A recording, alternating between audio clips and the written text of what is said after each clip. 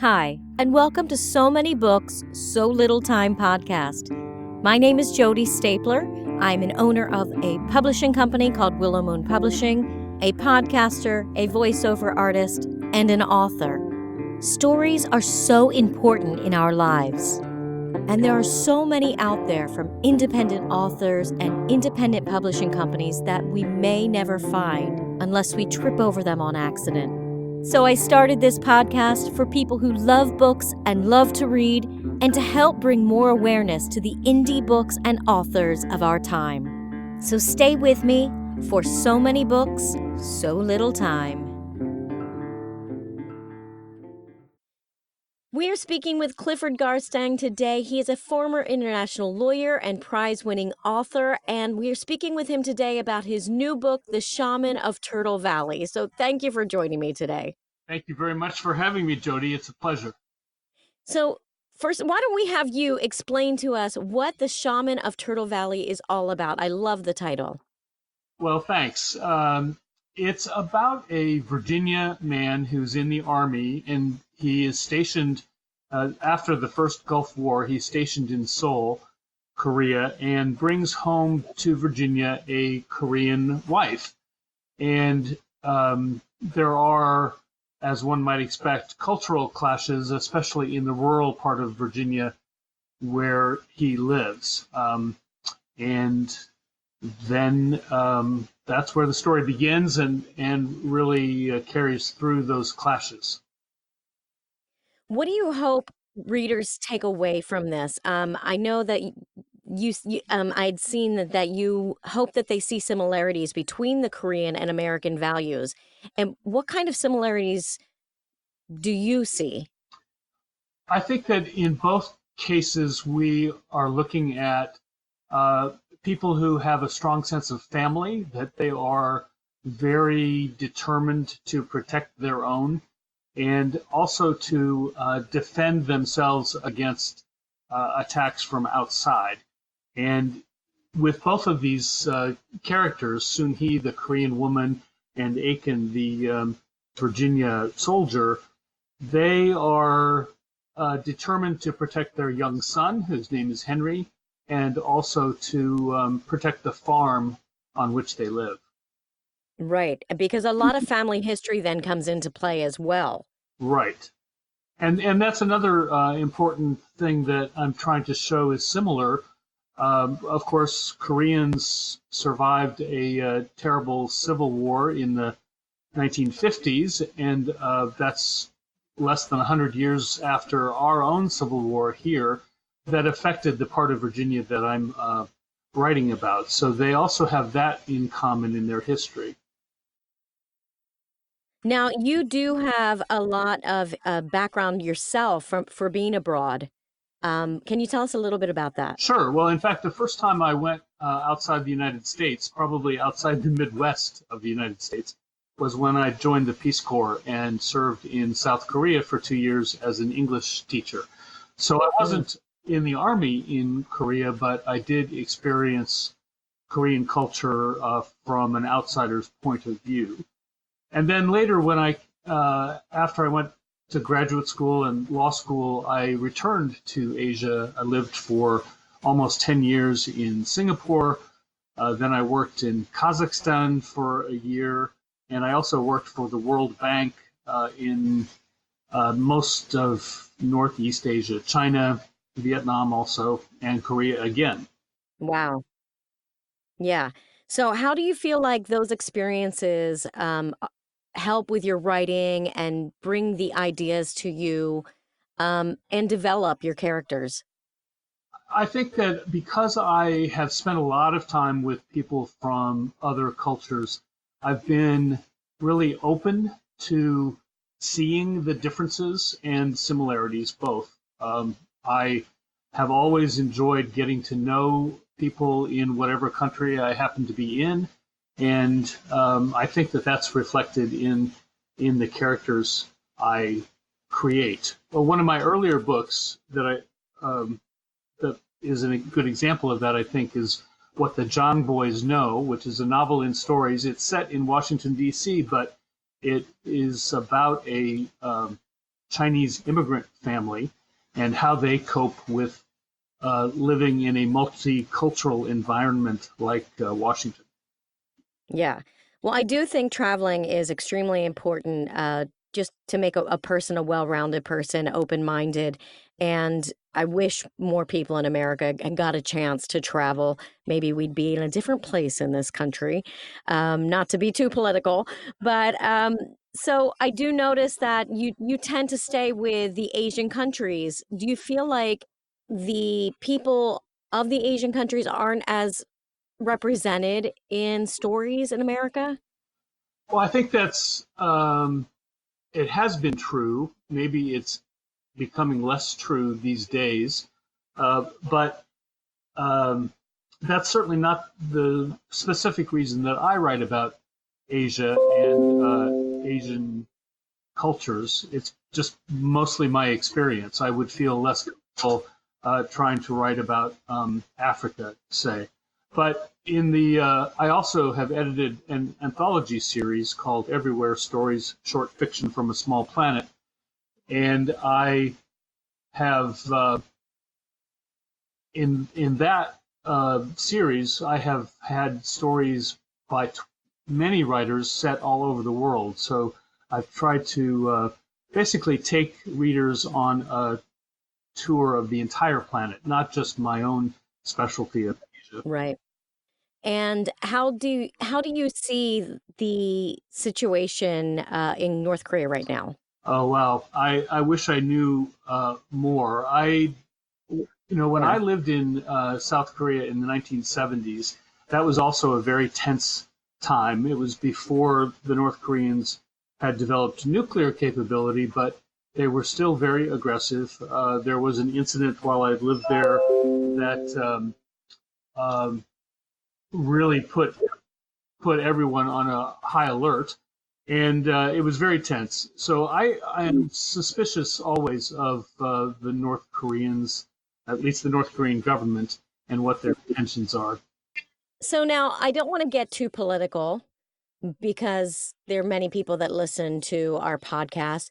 But how do you feel your personal experiences with the cultures, and how were you taken in Korea when you were there?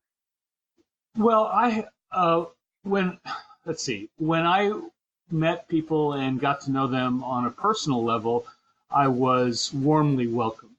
I was, Hmm. especially because I was a teacher, and in that society, which is quite uh, Confucian in many ways, teachers are highly regarded. The education is valued by almost all South Koreans. So I was welcomed, but not all foreigners were. South Korea, or Korea in general, is known as the Hermit Kingdom because it is something of a closed society. And there was also a certain amount of resentment against the the U.S. Army, although were also very grateful to the American military for helping them during the Civil War. So it was kind of a mixed bag. So now looking back into the story and seeing how Soon-hee comes into this whole different culture, and Virginia, the South of America definitely has a different culture. How do you feel a typical person from Korea would be taken in that culture? Well, we do have many people of different ethnic minorities who live in this area, and in the part of Virginia that I'm writing about, that's also true. Um, so it's not quite the way things were in the past. I think we've come a Yeah. long way in welcoming all kinds of people. Um, and in the story, she is viewed as something of a curiosity because she doesn't look like everyone else. But I think she's treated well by the people who realize that she's just another human being. Right. But she has a really hard time getting used to American culture and really assimilating into it. She does, and that's partly because she retains a lot of her own practices, and that again is it's a family uh, thing for her. She really misses her late mother and her father, and so she clings to her old practices. And what she discovers, though, eventually, is that her practices actually have some similarities to the practices that of the family that she's married into, and that's maybe her saving grace. Right. When you were creating this novel, how different was it writing it as opposed to your short story collections that you've done in the past? Well, that's a really good question because writing a novel is very different from writing short stories. With my very first story collection, I really only looked at one story at a time, and I would write one and then write another one, and they eventually piled up and became a book. With the second collection, which I still call a novel in stories because the stories are so closely related, I did have a plan of where that whole narrative arc of the whole collection was going. So that was kind of like writing a novel, but not really. And then this Yeah. one, from the beginning, I knew mostly what the whole story was about, but it did continue to grow um, as I built the complete narrative. For example, I started with the story of Aiken and his young son, and I knew I wanted to write about him and his desire to build a home for his son, and the story of all the women in their lives really came later to me. And so, in some ways, that was like writing a short story because I was creating these other characters almost separately from the original narrative. Now, when you write something like this, do the characters kind of take over and kind of run the show, or do you have like an outline and know where you're going I with had it? an outline that I thought I knew where I was going, and but you're absolutely right. In some ways, the characters do um, force themselves and the story to go in another uh, direction. When I created uh, Aiken's cousin, for example, Tammy, who um, who is a little bit outside the core of the family, she had desires and objectives that I hadn't initially thought of, and so she really pushed the narrative in a different direction. Similarly, the cousin Jake, who I think of as kind of an Iago figure because he stirs up trouble. Um, he was kind of a surprise to me as well. I hadn't originally planned on him. Yeah. Now, where do you see, I could see this becoming, well, I have this problem with every book that I read. I want it just to keep going and I want a series and I want to keep reading about the same characters because I get so invested in them. Is there any chance that we will see these characters again? Well, never say never, but I do have other projects in the works, so it'll be quite a while. Yeah. Yeah. So what projects do you have in the works? Well, I actually have two books coming out in 2020. One of them actually made, I was thinking of when you were talking about how travel really um, opens the mind and enlightens us.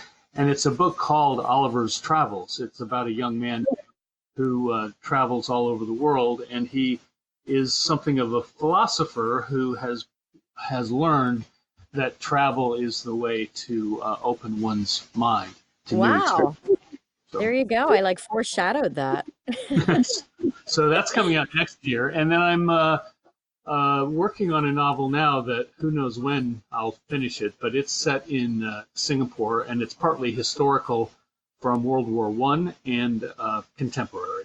Okay. Okay, very good. And now, where can people find the Shaman of Turtle Valley? Well, currently it's only available from the publisher, who's Braddock Avenue Books, but momentarily it will be listed on Amazon and it will be available for order from any bookstore. Um, Now, where can people find you? I am online at my website, which is cliffordgarstang.com, and I'm all over social media, so I'm not hard to find. Okay, and will you be doing any book tours or signings or anything like that? Absolutely. So on my website, again, cliffordgarstang.com, I have an events page where I list all of my appearances. The book officially comes out in mid-May, so that's when my events will start. Okay, very good. And so you're on Twitter and Facebook and Instagram. Instagram? Okay. Okay, very good. And is there anything else that you would like to tell people before we end the podcast today? Well, I think one more thing about the book, The Shaman of Turtle Valley, that I wanted to mention. The central character is the man who brings his Korean wife back to Virginia. But I was very interested not only in his point of view about how he sees his situation, but also the women in his life, how they view him, because he's by no means a perfect specimen. He's done some things that he regrets, and I thought it was interesting and important to bring the perspective of the female characters who view him in various ways. And I'm certainly hopeful that readers will be able to relate to them as well as to the main character. Yeah. Yeah. And I think also people will take away from it about healing wounds that you've had in the past and family ghosts, I guess, the power that ghosts from the families haunt different people and things like that. It really is a very interesting story. I enjoyed it very much. Thank you very much. I appreciate that. Yes, absolutely. So everybody go out and I guess mid-May, do you know, have a specific date? May 14 is the official publication date. Okay, May 14th, make sure you pick up your copy, The Shaman of Turtle Valley, and make sure you check out Clifford Garstang's website for any events. Will you just be staying in your area or will you be traveling out? I've got some plans to get back to the Midwest, up to New York, and out to California at some point. Nice. Oh, so you'll be all over. Perfect. Okay, very good. Well, thank you so much for talking with me today. Thank you, Jody. I want to thank Clifford Garstang for joining me today and talking with me about his novel, The Shaman of Turtle Valley. And I want to thank you for joining me on So Many Books, So Little Time. Let me know what books you're reading, what authors I should interview, and give me your suggestions and comments.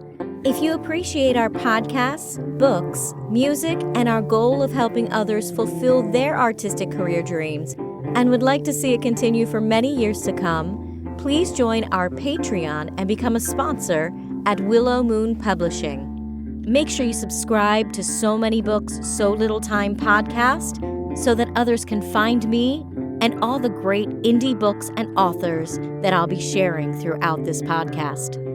You can join me on Facebook, Instagram, and Twitter at So Many Books, So Little Time podcast. And you can check my website out at jodystapler.com or email us at somanybookspodcast@gmail.com. Thank you for joining me and come back next week when we delve into another story.